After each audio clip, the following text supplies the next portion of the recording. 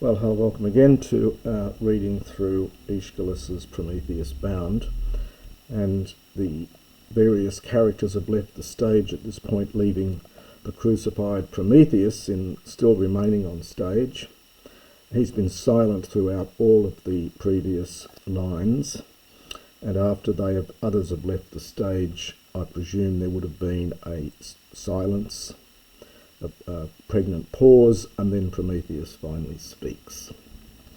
And he says, O dios aether kai takupteroi pnoi, potamon te pegai pontion te kumaton, an erithmon gelasma pam metor tege, kaiton panopten kuklon heliu kalo, ides the meoia prostheon pasco theos. So, O glorious or bright air, and we have here, of course, a monologue really for the first part, to the air and the seas and the sun.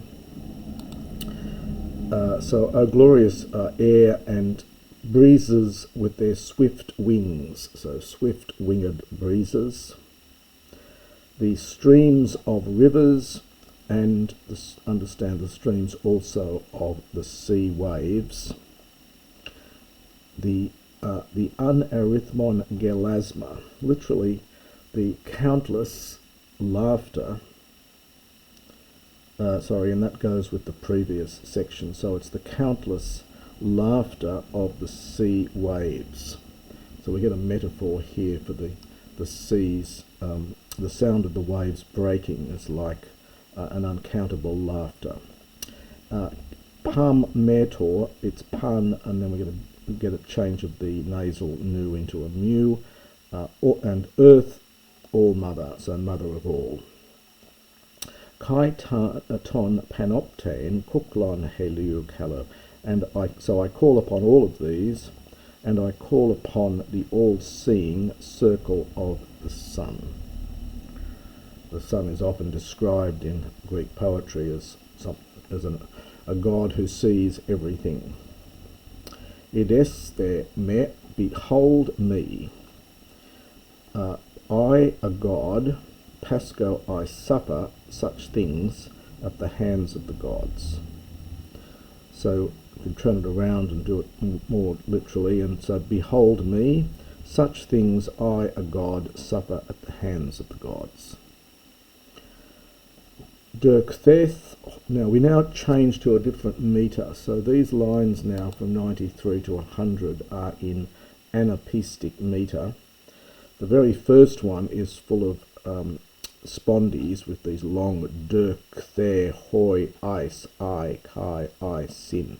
So it's a whole pile of spondies here in the first line, which is meant to slow things down, but also to make them very, very emphatic. And the next line we get the anapists coming in, diaknai omenos ton muri ete, with the anapist, short, long. And these lines again mark the heightened emotion of the play. So dirk thes hoios I eke eisen, dia knaiomenos ton muriete, chronon athluso. So I get another imperative here from dirkamai. So I've had several words of looking. We had horao in the form of ebides there here, look at me, and now it's behold, dirkamai. So look with what sort of ikeisin. There's a noun ikea. This is I think an epic dative form here. Shameful torture, it's often translated. So see, behold, with what sort of shameful torture, diakaiomenos, it's a fairly, it's a favourite word with Euripides, but it's not that common in Aeschylus, so it means I am being worn out. So I am racked, it's sometimes translated. And athluso, again, an interesting metaphor here. The original meaning is to strive for a prize, but hence to struggle and contend, perhaps almost to wrestle for a time of muri ete. Well, it's literally 10,000 ete, 10,000 years. Some people just translate it as countless. Sometimes 10,000 is such a large number, it just simply means countless. So I must wrestle throughout countless time. Toyondi hot neos tagos makaron. Ex her ep emoi desmon a eke. The new tagos, this is a noun connected with the verb tasso, and a tagos is someone who is in charge, a commander. So the new command, so such, this goes with the desmon. So the new commander, Makaron of the blessed, that is of the gods, and this is a reference, of course, to Zeus. Constantly, this word neos appears in this play. For the Greeks, something which is neos is always bad. Anything which is new is bad. So the new ruler of the blessed ones has contrived from ex heurisco, toyondi desmon. So such a shameful, ignominious bondage, ep emoi, against me. Fiu top haron top ep erkominon, pema sun ako, sten ako, pei poti mokthon, cre termat tondi epitali. So alas, alas, few, for the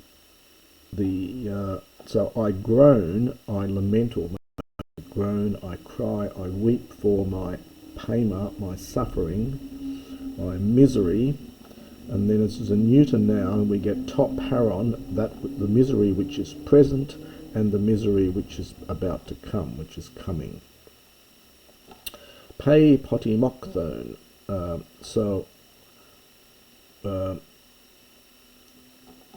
Now this is a question. Is it necessary? So it's pay from wherever. Is it necessary for a deliverance, an end to these labours, epitali, to arise? Epitelemai is often used of stars rising up. It just means to rise up. Epitelemai, we get the infinitive here. So from wherever, is it necessary for the end, perhaps we have the end of these labours to arise? Now the metre then goes back into the standard metre we've had before, as he continues now, and kaitoi tifemi. So he's going back to being a slightly more relaxed, I think, hence the change of metre, because he says, kaitoi tifemi, moreover, what on earth, it's sort of like, what am I saying then? Panta prux epistamai, skethros ta melont, udimoi pat ainion paim uden hexe. Now we have this amazing verb here. It's got pro, and ex, and epi, although the epistemi has by this stage has become one, is thought of as one word, but it is originally from epi and histemi. So epistemi is to know. The ek has the sense of thoroughly, I know completely, and the pro beforehand. So I know everything, I know all things beforehand very well. Skethros emphasizes this here. It means exactly. So I know very well exactly all the things which are about to be, ta melonta. Nor does any pain, the Greek says pain, no pain, so no pain, so nor is there any pain that will come to me. pot anion is new or unheard of. So there's no surprises in store. So no pain will come to me that I don't already know about. Tain pepromenane de cray, eison ferrain hos reista, gignosconth hoti, totes anances est aderiton xthenos.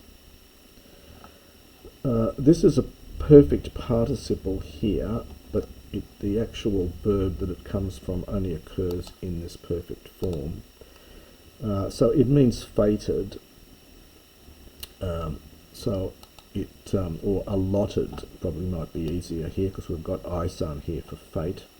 So for it is necessary, understand for me, to bear the allotted fate, hos reista, as easily as possible, to put up with it as best I can. Gignosconth hoti, knowing that the strength or the might of necessity, ananke, and ananke is often thought of in Greek, especially by this time, as being some kind of divinity almost, or force. So the strength of necessity is aderiton, unconquerable, not to be striven against, I think is the meaning of this adjective here. So the strength of necessity is not to be striven against, is unconquerable. Kai uti sigan, uti me sigan, tukos hoion temoitas esti. Denertois ga gera, poron, anankais tais denensugmai talas. But, now we get hoios te aimi idiom here, so it is not, so it is possible neither for me, it is possible for me neither sigan to remain silent nor not to remain silent in respect of, we get tukas, I think it's accusative of respect here, in respect of my fortune. For poron is an aorist, strong aorist participle from porisdo. The aorist is eperon. So for having provided this gera, this privilege to mortals, that is the fire, alas, poor me, talas, so poor me, I am yoked in these necessities, literally. Na thekopleroton de theromai puros, pagem klopion he didaskalos technes, passes brotois pephene kai megas poros. Slightly funny expression here. We get this adjective here. Anathax is a fennel stalk, and this is an adjective meaning that which fills the fennel stalk. And the fennel stalk apparently contained a pith which, after being lighted, smouldered on for some time, and hence was thought of as something which could contain or fill, so I should say, which could contain fire. So it's something like here, I hunted, from thero'o, it's an omicron contract verb, it's present, and now it's present in meaning here, so I hunt, but it's a historic present, I think. So for I hunted, literally the stolen source of fire, and this is a compound adjective, so it's agreeing with pagain, even though it ends in on. I hunted the stolen source of fire, which fills the fennel stalk, which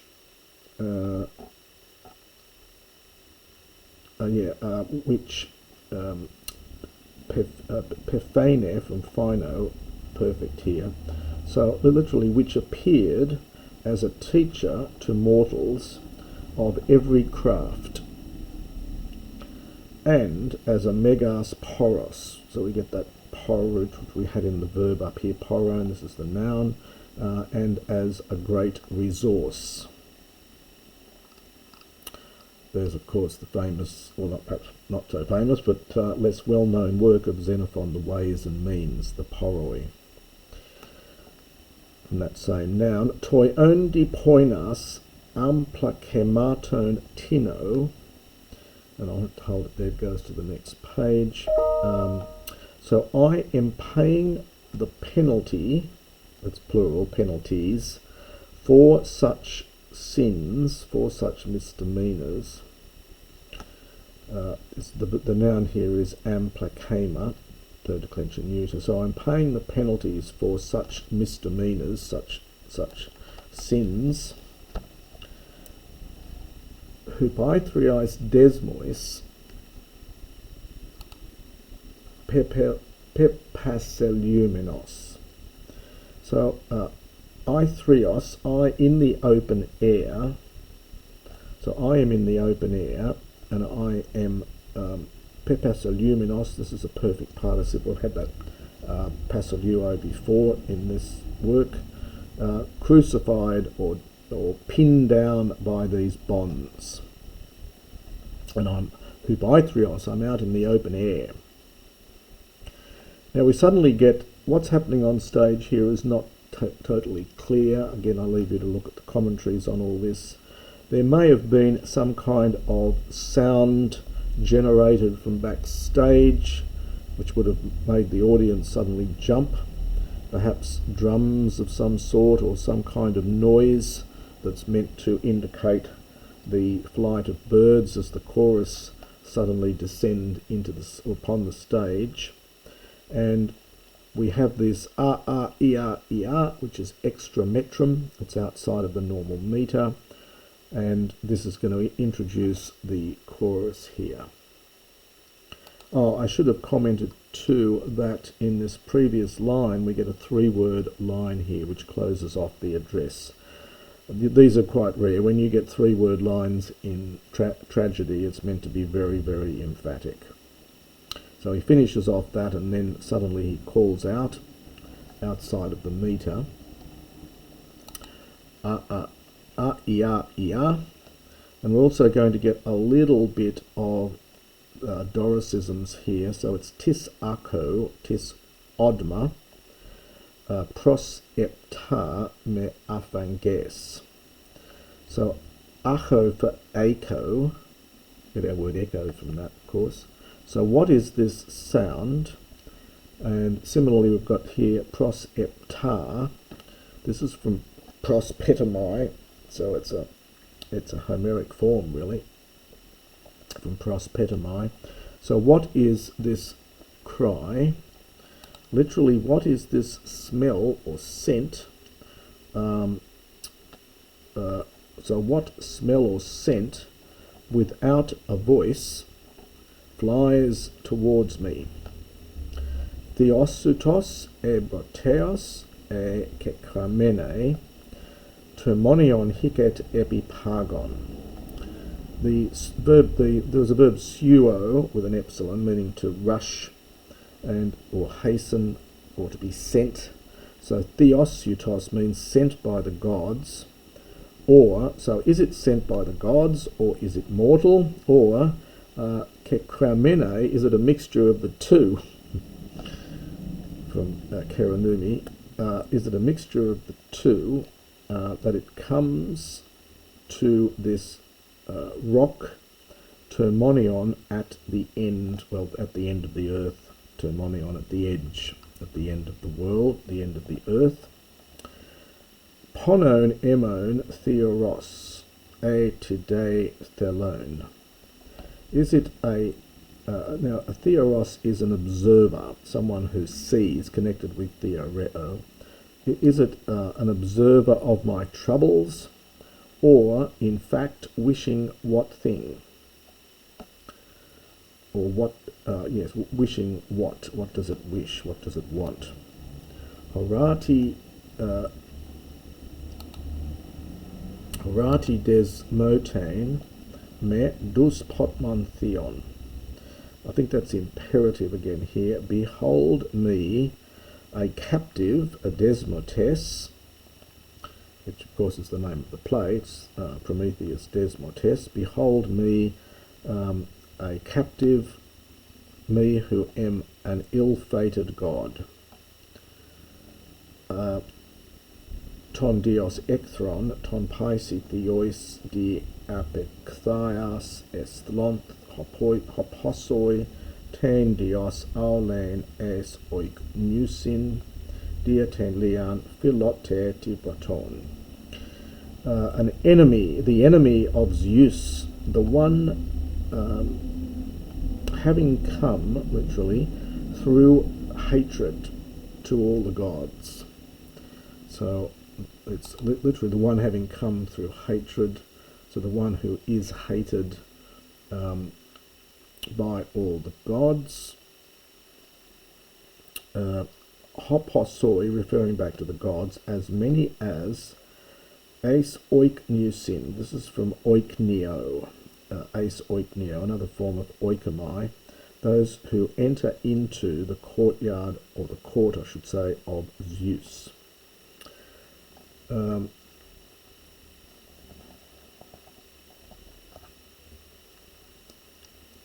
Diatane, on account of my excessive philotetabraton, my excessive love of mortals.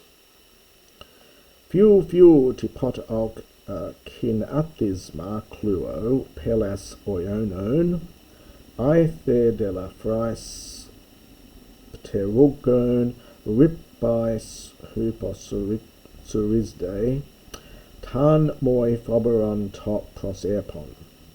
Alas, alas, why do I hear again, perhaps, or why then do I hear again this, now this is a funny word here, the kinathisma, it's the rustling. So why again do I hear this rustling of birds, Pelas nearby? Air, huposurisde, another word for rushing, or the rustling, I think, again. So the air, huposurisdo, is whirring, I think is better for that one. The air is whirring.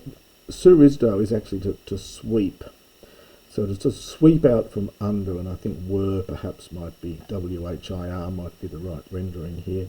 So the air whirs with the light ripbais, beatings of wings, literally. So the light rush of wings, we might say. So the air is whirring with the light beating of wings. The pun is neuter, going with the top prosherpon, which is a participle here being used with a noun. So all the thing which is approaching, so everything which is approaching, understand, is phoberon moi, is fearful to me. So whatever thing it is that's approaching frightens me, is a thing of fear, moi, to me. Now at this stage we're now going to get the parados, and I'm going to skip over that, and we'll continue on in the next recording to the next section, which will be the first episode.